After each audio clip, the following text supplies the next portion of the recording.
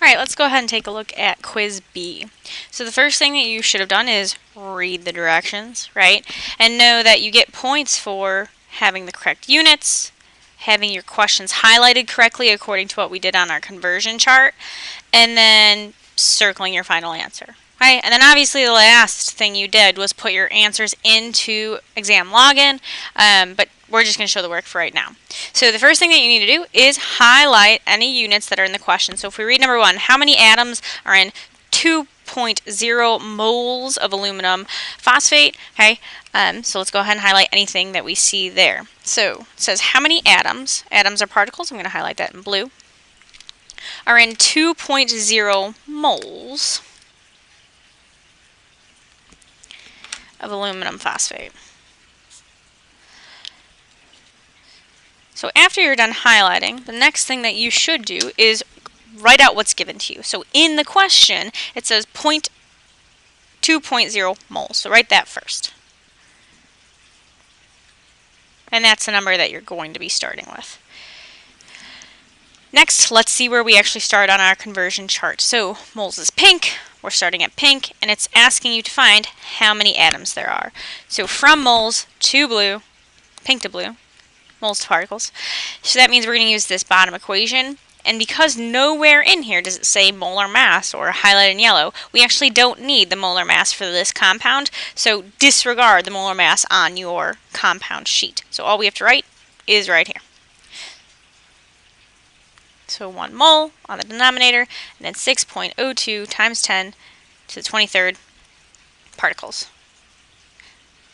And that particle is atoms. And that's all you have to do for your work. Okay.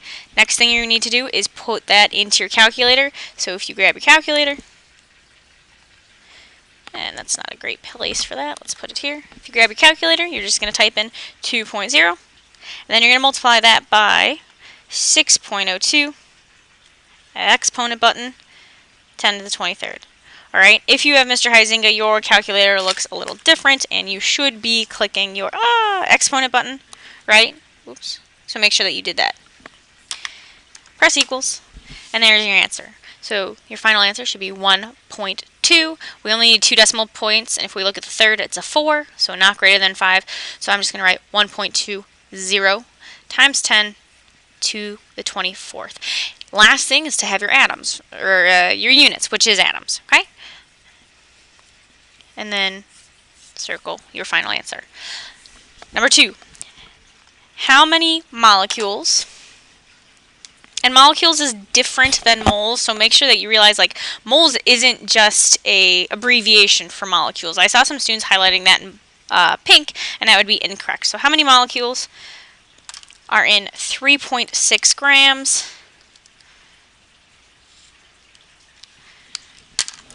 of sodium chloride? Right? So first write down the number you're given, 3.6 grams.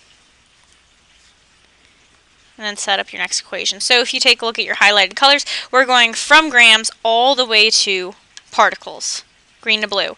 So there's a 2-step problem going from mass to moles, and then moles to particles. So these 2 bottom fractions are what you need to plug in next.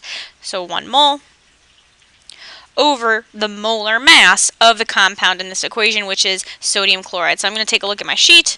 Oh, there's sodium chloride, first one. 58.44 grams, right? Next, this last part. So we just converted from mass to moles. Now we have to go from moles to particles. So I'm just going to write in this equation. And there's nothing you have to do to this part of the equation. You just plug it in exactly how it looks here. So 6.02 times 10 to the 23rd power.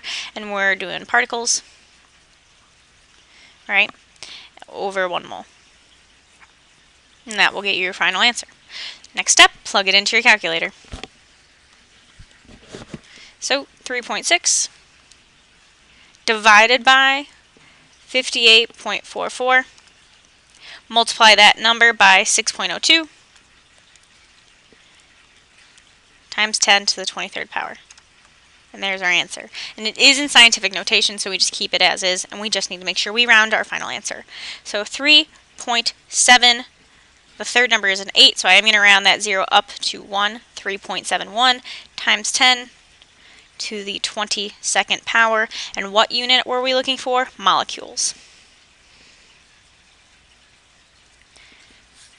I'm going to circle your final answer. Let's move on to number 3. Okay, number 3, determine the mass in grams, and that's mainly what we're going to be working with, so you could highlight mass in grams. I'm just going to highlight the word mass, okay, of 0.0489 moles of cobalt.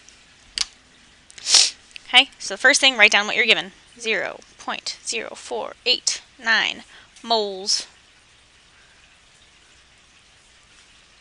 And we're going from moles to mass following your arrow. We're going to use this top equation right here. So 1 mole on the bottom. And then we have to now find, highlighted in yellow, the molar mass of cobalt. So we're going to come over to our sheet, find cobalt. Molar mass is 58.93 grams. That's all you need to do for your work. Moles is going to cancel out. I'm going to be left with grams. So I need to plug that into my calculator. So 0.0489 multiplied by 58.93. You're going to end up with 2.88. Third number's a 1, so I'm going to leave those 8s the same. 2.88 grams of cobalt. That's it. And if you look at your calculator, 2 is between 1 and 10, so there's nothing that you need to do with that to change it in or out of scientific notation, anything like that, and you're just going to round to the second decimal point, okay? You could have written 2.88 grams of cobalt to be more specific, but grams is the unit that we wanted to get that into, so that's perfectly okay. Number 4, how many moles of potassium contain 3.70 times 10 to the 23rd atoms? Start with what you're given. 3.70 times 10 to the 23rd, and the unit we're working in is atoms. And I want to go from atoms back to moles. So atoms, follow the arrow, to moles. I'm going to use this equation right here. 1 mole over 6.02 times 10 to the 23rd particles.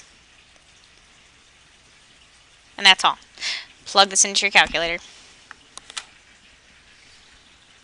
So 3.70, the exponent button, so times 10 to the 23rd, divided by 6.02 times 10 to the 23rd power. It gives you this number. Now, this number is not in scientific notation, so your calculator spits out 0.6146 1794, whole bunch of numbers. Because it's not in scientific notation, we are going to have to move that decimal point, so I have a number between 1 and 10. So my decimal point is going to move between the 6 and the 1. I'm going to end up with 6.1. This is greater than 5. Round that up to 5. Okay, 6.15 times 10. How many times did I move my decimal point? Just once, and this is a small number. So to the negative first, and we are in moles. So that's your final answer. So what you should have put into your computer when you were doing the quiz is 6.15. And if for whatever reason you actually had 3 spaces after this, you could have put 6. Okay. That's unimportant. All right, number 5. Copper is one of a group of metals called coinage metals.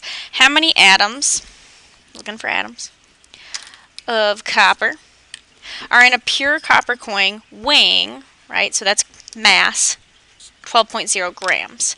So the first part of this problem is just background information. It's not important for you to solve the dimensional analysis actually, okay? So just start with what you're given, 12.0 grams, right, mass, and it's asking you how many atoms. So this is a 2-step problem. So I'm going from mass to moles to particles.